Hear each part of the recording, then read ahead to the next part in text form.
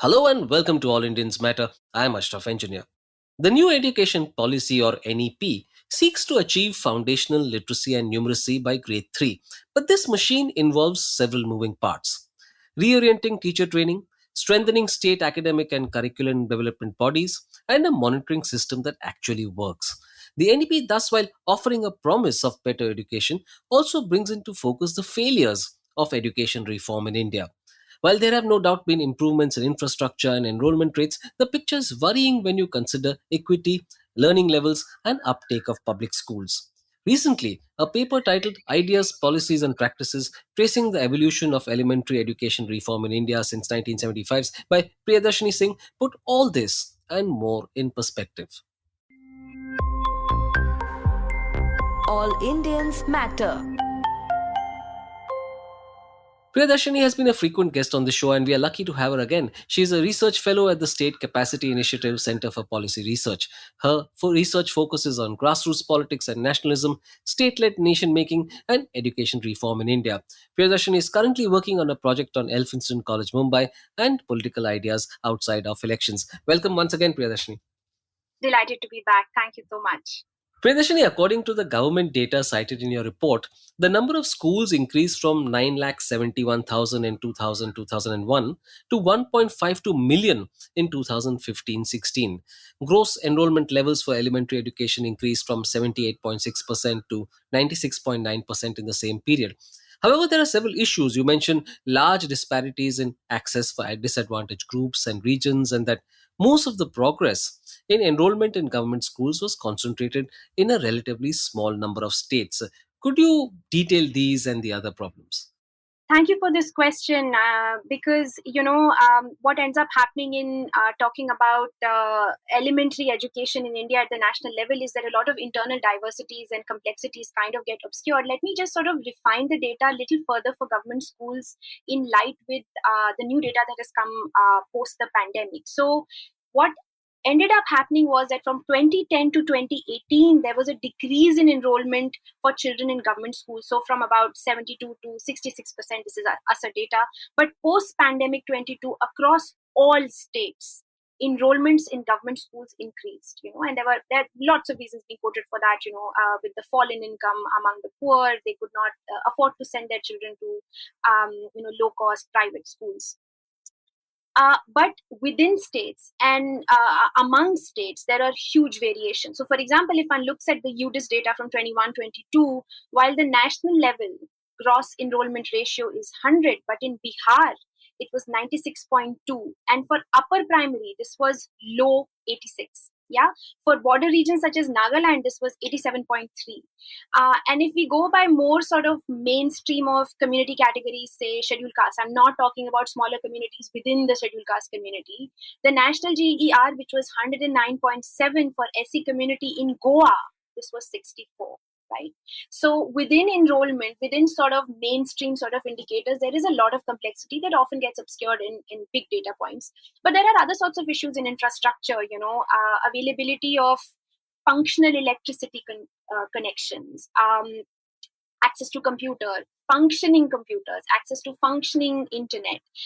There are issues of single teacher schools. There are issues of distance for girls to upper primary schools. Now, I must also highlight that this is not necessarily new. This awareness that there are wide disparities at the district level within states has been around since the 1980s. We've had national level programs that have made district the level of planning for this very reason, that you can't solve for the education problem by looking at the state level. And we have come a long way from where we were at one point. So, I mean, I just that one number which really stood out for me in Goa, 64% only for I think this was a scheduled caste Yes, that you said. yes, the ratio 64. Yeah. What that really means is that 36% of the kids are not being enrolled at all, and they are being left behind. It's a staggering number. Right. Also, Priyadarshini, what I find astonishing is that only 73% of students enrolled in grade 8 can read grade 2 level text, while only 44% can solve a 3-digit by 1-digit numerical division. So, surely enrollment can't be the only goal. No, definitely it can't be. And this policy awareness again has been around for a really long time. But let me again share more recent post-COVID ASA data. The data points that you're quoting are come from the ASA report. So COVID has very widely been acknowledged to have led to huge learning loss. And again, this is disproportionate and very patchy across states, districts, communities, differences between boys and girls. So, recent data shows that the proportion of class 3 students who were grade ready, or in other words, could read a class 2 level textbook, was 27.2% in 2018 when the last ASAR survey was conducted before COVID hit us. It fell to 20.5 in 2022, right? But the learning recovery was very patchy across states. In Chhattisgarh, the reading level of class 3 student was 12.3% in 21, down from 30% in 2018. But it bounced back to 24%. 12.3. I'm sorry, I'm interrupted. Yeah, yeah. 12.3%. But it bounced back to 24 in But 2022. 24 isn't a great number either. 24 It is less than isn't, a. but if you're looking at a state like that, and within a year, this is a jump. Yeah, we'll speak more about how complex the whole sort Yeah, of yeah. learning thing is. But just coming back to your point about goals of schooling, learning is definitely a very important attribute. The national education policy, with its focus on foundation literacy and numeracy, also rightly prioritizes this. It set up this entire Nipun Bharat, the national initiative for proficiency in reading with understanding and numeracy, and seeks to achieve foundation literacy by 2025. But I must also highlight, based on my research, that both the ideas of FLN and an initiative like Nipun Bharat are not first of its kind initiatives within the policy universe in India. You know, in the 1990s, early 1990s, MHRD constituted a committee with the NCRT, and they sort of developed the minimum learning levels for primary grades. And this MLL framework was implemented in many national level programs such as DP. So that learning sort of focus has been around. And if you were to just sort of go a little bit earlier, goes back to 1975 when the first review of the 10-year school curriculum was done by the Patel Committee. And it was explicitly said that one of the objectives of primary schooling is to attain foundation literacy and numeracy. Now, of course, we can debate to what extent this was implemented, to what extent systems were put in place to achieve this, and those are important questions to ask. But in terms of policy focus, this was always there. But relatedly, I say that the schooling experience is a composite experience. It's not just about enrollment, but it's also not just about learning outcomes the way we often end up narrowly defining it. This is something many of the reform leaders that I spoke to, educationists, bureaucrats, civil society leaders, teachers, said that learning is a very complex process. It is affected by your social position, by health indicators, by, as kids grow older, they catch up some of the stuff they missed out faster. So, the grade readiness of a grade 3 student is probably different than a grade 5 student. So, it is important to not tie the whole of the schooling system to just the achievement of learning outcomes. Having the right infrastructure is important. Having the right teachers in the room is important. Having the right systems and processes is important, even if learning outcome figures are not aligning at that moment. So, yeah. Yeah, and before we proceed, I just wanted listeners to know that when you say FLN, you're referring to Foundational Literacy and Numeracy, and ESSER report is the annual status of education report in India. Priyadarshini, in your report, in your paper, you look at India's education reform journey through four reforms. So, could you tell us each one with a brief overview, and why did you choose these four? Right. So, I actually, what my study tries to do is to move the focus away from implementation and achievement of goals and outcomes of, big national level policies and projects and interventions, to sort of ask a more foundational questions to say that where were these ideas that were being implemented, where did they come from? What was the sort of universe from where they were emerging? Who were the people who were sort of involved in ideating these things in the first place? Why did some ideas become a priority and not others? So, to understand the ideational universe, I sort of focused on the period from 1990 to about 2020 on these four reform milestones, which include policy, act, program, because they sort of changed the game for elementary education across all states. They had a paradigmatic influence on the way elementary education was getting delivered. So the first one is the District Primary Education Program, DPEP, which was launched in 42 districts across 7 states for primary grades all the way back in 1994. Now, DPP was actually a very small program in comparison with other national level programs in India at the time. Operation Blackboard, which was implemented in late 1980s, was financially and in scope much bigger. But DPP had a foundational influence on elementary education. It was the first time we took foreign assistance, to fund our primary education. It was a deeply contested decision, a decision that made us very nervous, but it was part of the structural adjustment program at the time with World Bank, in wake of the balance of payment crisis. And some of the very important institutions and processes were instituted by DPP. Block resource centers, your diets, your a parallel administrative structure at the state level to disburse funds from the national to the frontline level, which took us a long time to sort of mainstream into the state level administrative system. The second one, reform milestone that I focused on was the Sarva Shiksha Abhiyan. It was launched in 2000. This was a homegrown program. It was a mission mode program. It covered all states, all districts. It included upper primary. And it was the main vehicle for implementing the RTE in 2010. It did build on a lot of systems that DPEP put in place, but it square and center made district the unit of planning and emphasized decentralization. It also sort of took a very norms and target based approach in implementing the interventions. The next one is the right to education, which has been contested, questioned, but mildly makes me really happy that this is only the second right that has, after the right to life, that has been added to the Indian Constitution, and fundamentally challenges us to think that as citizens of this country, we have a right to be educated and to educate our children. RTE at the time said that the state is mandated to provide free and compulsory education to its children up to the age of 14. It sort of defined what a school should be like, minimum standards of a school, minimum qualifications for a teacher, and of course the hugely contested economically weaker section quota, which was 25% included in the private school. And the last is the National Education Policy 2020, which has three sort of big takeaways for elementary education, which is including preschool education as a part of formal schooling, an explicit focus on FLN, which is foundational literacy and numeracy. And also, this is the first time that the 10+2 school education structure has been changed to now become 16 years of school education, including preschool, and the structure being divided into 5. So, yeah. Now, between 1975 and 1992, three prominent developments took place that had a profound impact on education reform, as per your paper. Could you detail those? Yeah, I mean, it's really amazing how we seem to think that what we are doing right now just comes out of the pressures and rigmarole of the here and now, but actually it doesn't. And I realized that while I was doing this research. So way back in 1976, as a part of our 42nd constitutional amendment, education was moved from the state list to the concurrent list.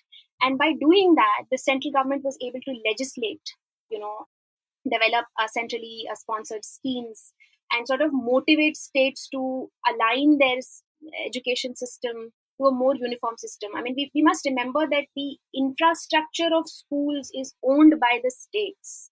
They are the ones who hire the teachers. They are the ones who set up the schools. So education is a very state thing. And the centers, in effect, money on the table in the larger scheme of things is smaller in comparison with the state. The second was the 73rd Constitution Amendment 1992, which set up the three-tier local government structure, based on which we could later build on things like panchayat monitoring the schools, hiring of teachers, school management committees, etc. That decentralization as a federal thing was very, very important for what we are trying to do right now. And the last is, again, my personal favorite, is sort of the legal legitimacy to a rights-based framework of school education. In 1992, the Supreme Court Unikrishnan judgment said that the right to education was included as a part of the right to life. Now, these three developments together created a very uniform, sought to create a uniform, structure of school education in India. At the time, different states were following different sort of structures. I mean, even today, Maharashtra has 11th and 12th standard as a part of junior college and not as a part of school. And by doing that, the center also opened a Pandora's box. It created all sorts of contestations and disagreements between the center and the state over what school education should be like. That's fascinating. I mean, you mentioned the Krishnan judgment, and most people do not know that the root of the right actually goes back that far. Now, In you've fact, noted actually, it goes correctly. back earlier, if I may interject. The conversations and imaginations around education being a right goes all the way back to the Constituent Assembly debates. So it's very Hmm, fascinating to actually read those. But yes. yeah. Yeah, but the whole the correlation, right to life includes the right to education. But that's really powerful, and really, as the word you use was fascinating. I agree. Now, you noted correctly that the purpose of the school system was seen both in terms of instilling values such as democracy, social justice, national integration, as well as economic development, productivity, and modernization. Now, in today's context, how much off track has that gone? Right. So I think, at different levels and in different ways, our education system has sought and still is focused on achieving these goals. So I won't say that, it's just that some goals have become a priority and everything else is forgotten. So, it's not just in terms of the rhetoric of telling our children to value the country and to, help the poorest, etc. But it's also somewhat in the designs of some of the school education interventions. So EWS quota, for example, can be seen as a step towards you know creating a world where the rich at least encounter the poor in their daily life, and in that way as being a route for sort of a social justice agenda. How much of that actually happens, I mean, it's contested, but these goals have been around. What I think currently has happened is that there is a far greater expectation on school education to deliver on skills and productivity and economic empowerment and employability in the labor market. Other ideas such as democracy, social justice, national integration at the moment are across all categories of people: parents, educationists, bureaucrats, civil society leaders, sort of a little less important. The thing is that, and this in a way can also be seen as a social justice agenda, right? That the assumption that it shouldn't just be that integration and trigonometry are important for the rich man's son. It should be for everybody, right? Everybody should come out of the school at a certain level. Another thing I'd like to highlight over here is that structurally, our government school system is quite hierarchical. You have the very better funded Kendriya Vidyalayas and Navodaya Vidyalayas versus the ordinary government school. So that also, in a way, sort of problematizes the goal of social justice and of national integration, right? The common school system, again, the idea of this goes all the way back to the Kothari Commission during the 1960s, was never really implemented in India. What we have is a very segregated government school system. So if your child is smart and is poor, somewhat poor in a rural area, and child gets to Navodaya Vidyalaya, that child is going to get a far better quality of education than going to the village government schools. So Yeah, that's true. That's true. But another critical component, teachers. Now, they are the key link in the success of any education reform. What is the state of teacher training in India? abysmal. It's teachers and teacher training are that part of our school education system which has consistently been our weakest link, and this is something across my interviewees people have spoken about. In fact, the last government commission that was dedicatedly looking at strengthening, professionalizing the teacher cadre, making it a high status profession, goes all the way back to 1983 Chattopadhyay Commission, and the recommendations of that commission were not implemented. I mean, some of the ideas came about in other interventions. For example, RTE set up the whole thing of minimum qualifications to be a teacher, teacher tests, etc. But comprehensively, that never happened. And right now, only 0.2% of the government departmental allocation is earmarked for teacher training. We are just not training our teachers enough. We are expecting them to deliver things that they are not equipped to handle. And this is Yeah. not necessarily for the lack of ideas. I mean, during the 80s and the 90s, there were smaller civil society projects that focused on involving teachers in developing their own teacher training curriculum, in a sense of sort of creating ownership for how they can skill themselves to teach the most difficult students, the poorest of the poor, But in terms of a systematic, planned strengthening of the teacher cadre from a training perspective, unfortunately, it is very patchy. There are states that do better at it. There are states that don't. And the online teacher training model, while being very important because it provides teacher training modules to those teachers who may be based in states where the system is really very weak, is will not be able to take us out of this rut right I just want to unpack that 0.2%. What right exactly are you referring to? 0.2% of the national education budget, or 0.2% of the total allocation to the department 21-22 as part of the economic survey right now is done for teacher training.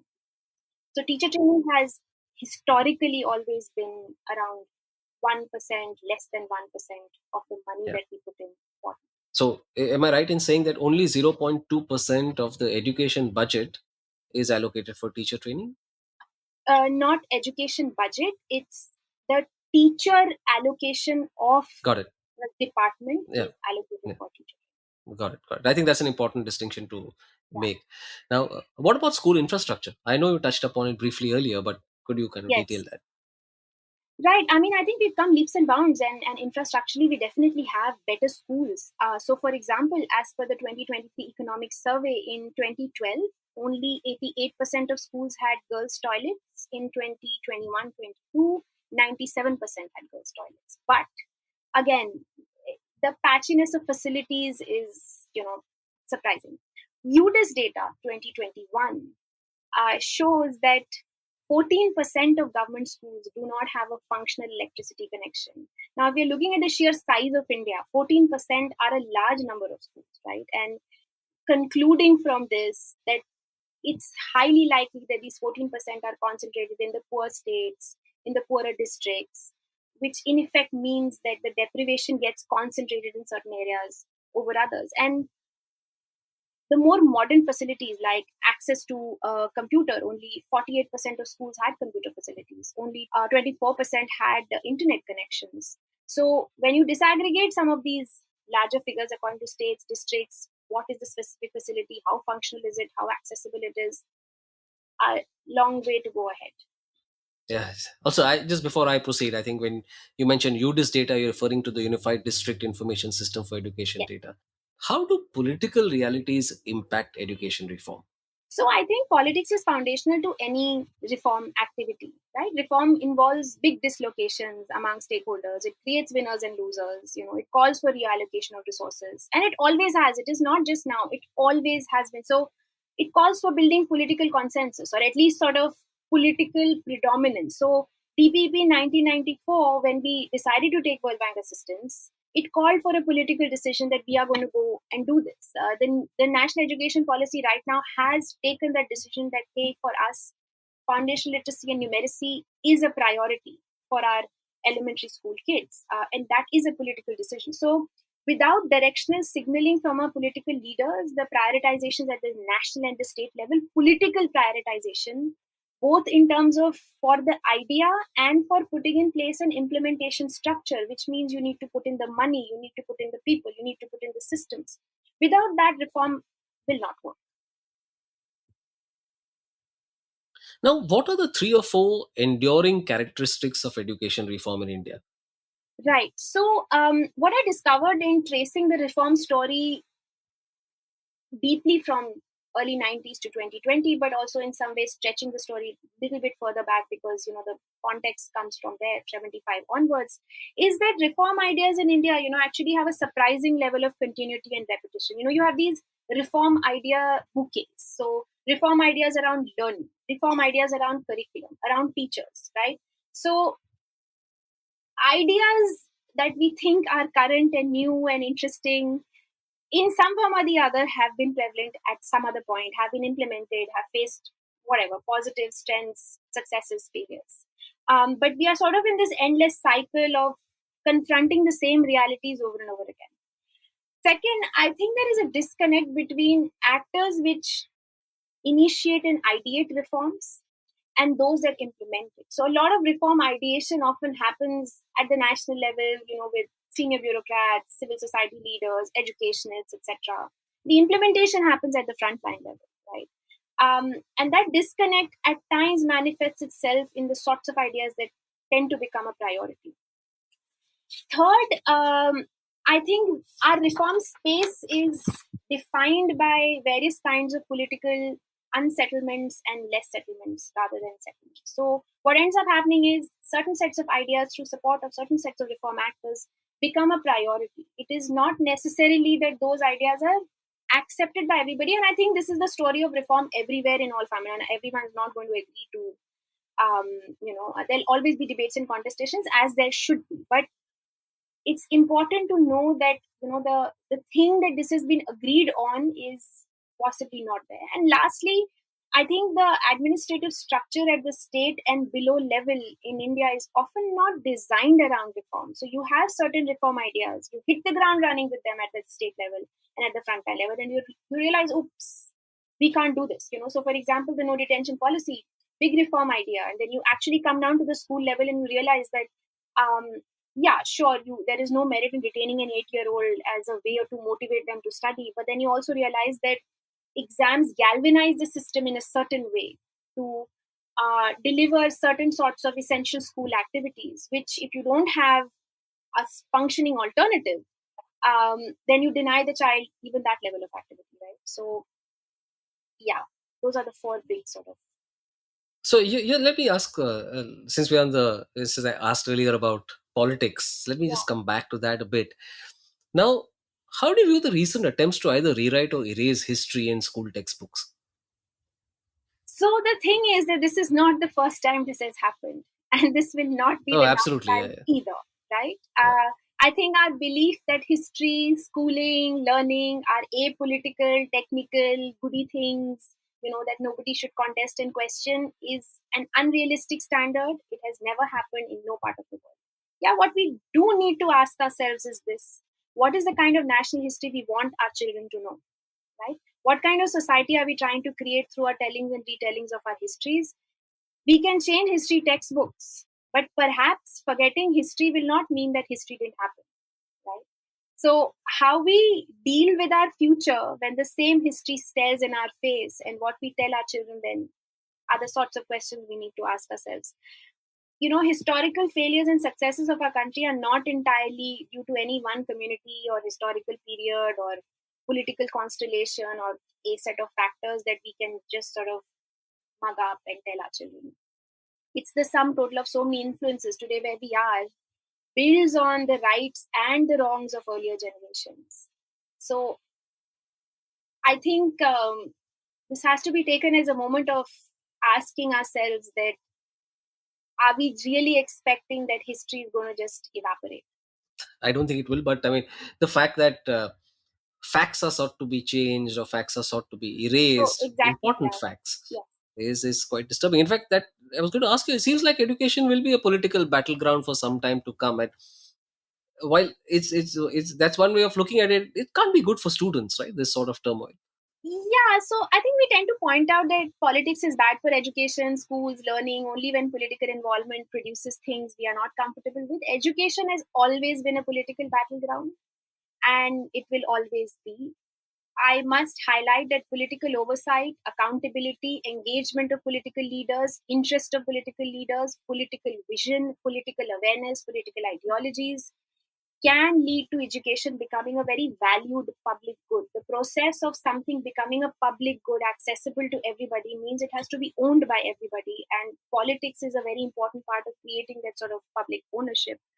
Um, a leader who's politically committed to public provision of education can actually possibly create that mythical idea that government schooling can be high quality, world class, equitable, and it will produce very well learned, skilled, socially aware students and set the standards for the private school system.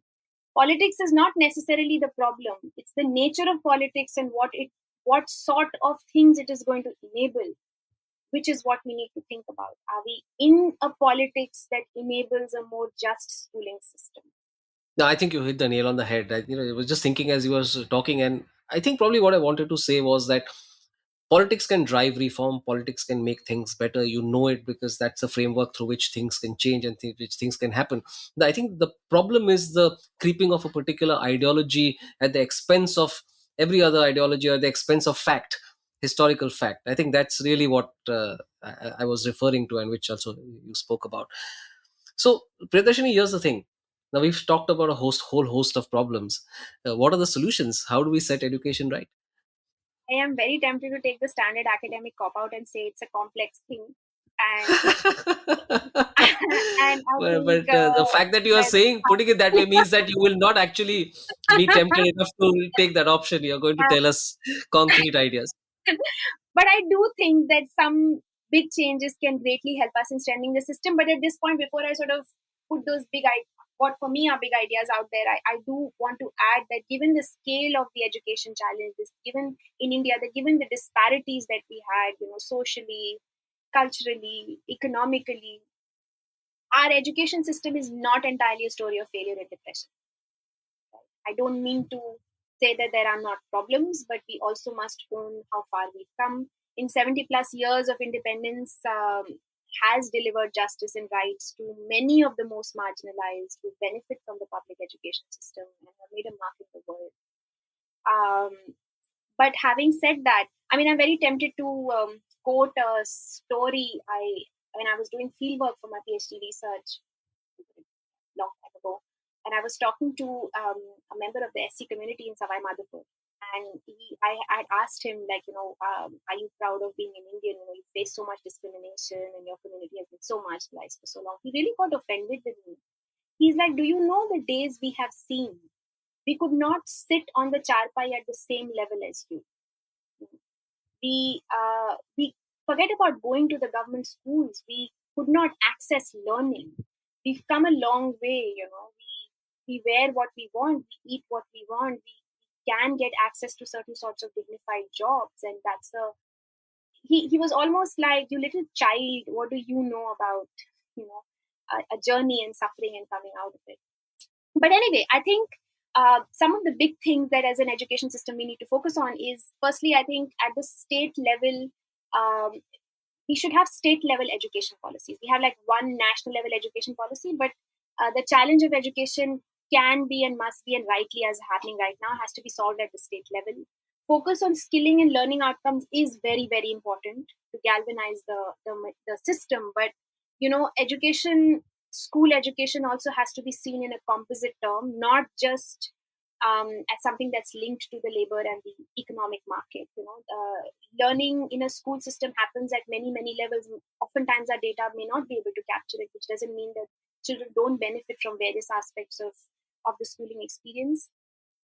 And lastly, I think we need to focus on an administrative architecture that is aligned to the realities of today. It's nimble, it's responsive, it's sort of very well integrated and harmonized. And oftentimes, different states, your teacher training is going in one direction, your monitoring and evaluation is going in another direction. So that sort of harmonization is very, very essential. I mean, good ideas, good intentions, very important. But more important is the systems you put in place, the administrative system. Execution is everything. Yeah. So, how did you think about this research, and how did you go about it? When I started this study, I thought it's a deep dive in 4 reform milestones, and I thought I'll be like better of about knowing them than the cursory op-ed readings we do and dinner table discussions we have on saying how bad everything is. But the more I read during the course of the study, along with my very, very, very wonderful team of research assistants and interns, we ended up reviewing over 80 government policy documents going all the way back to the 1960s. We spoke with over 40 reform leaders, some of whom were in the room when the 1986 education policy was being developed. We reviewed op-eds in 4 English language dailies from 2000s, 2010 onwards, and I realized that education reform is not just about school education. It's about recreating a society. It's about forging a new relationship between state and society and its children, and that in many ways shaped the way I did the study. So I was not looking at it from a very technical perspective of what was happening in the classroom, how many states achieved the learning outcome, etc., but also looking at the sorts of systems and processes school education is putting in place in terms of at the grassroots. Yeah. So what's next for you? The next big thing is that we are coming out with a government repository, a repository of government policy documents that we reviewed as a part of this study. So it goes all the way back to 1960s. We've downloaded all the reports and we want to make it available to researchers anywhere.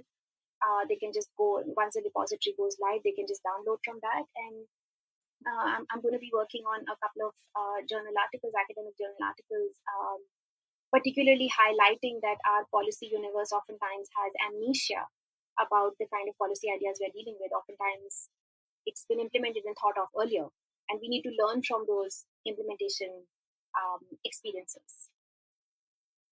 So here's a question I've asked you already a couple of times, but I'm hoping maybe the answer has changed. So I have to ask it again. Why do you do this work?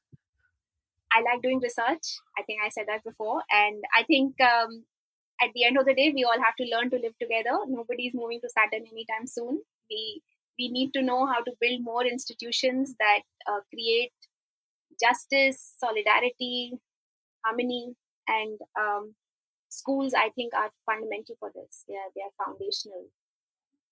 So yeah.